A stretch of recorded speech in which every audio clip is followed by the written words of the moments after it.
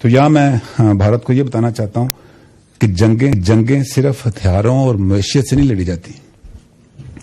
جنگیں حب الوطنی کے جذبے، عوام کے اعتماد اور سپاہ کی قابلیت پر لڑی جاتی ہیں. عزت اور وقار کی کوئی قیمت نہیں ہوتی، اور 27 فروری آپ کو یاد رہنا چاہیے.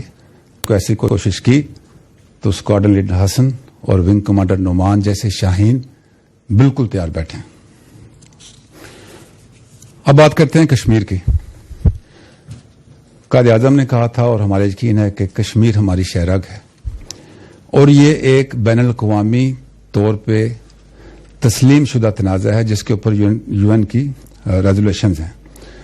پاکستان نے ہمیشہ تکلیف کے باوجود، کشمیریوں کی تکلیف کے باوجود ہمیشہ کوشش کی ہے کہ اس کا ایک پرامن حل نکلے جو کہ اقوام متحدہ کی قراردادوں اور کشمیریوں کی امنگوں کے مطابق ہو.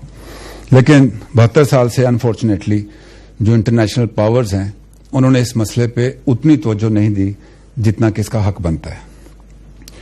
5 اگست کو مودی حکومت نے غیر قانونی اور غیر اخلاقی اقدام اٹھاتے ہوئے جو مقبوضہ کشمیر کی پہلے سے ہی ایک غیر قانونی اور غیر اخلاقی انیکسیشن تھی اس کو اور خراب کر دیا. انسانی حقوق کی خلاف ورزیاں جو ہیں وہ تیز کر دی ہیں. تو اب یہ مسئلہ پاکستان اور ہندوستان کے درمیان کوئی آئیڈیالوجی کا یا جغرافیائی تنازع نہیں رہ گیا. یہ تاریخ کا انسانی حقوق کی خلاف ورزی کا بدترین المیہ بن گیا ہے جس کا حل ہونا بہت ضروری ہے. اور یہ جو ریووک کیا انہوں نے آرٹیکل 370 اور 35A، آئی ایم شیور آپ نے اس پہ بہت بات چیت بھی کی ہے.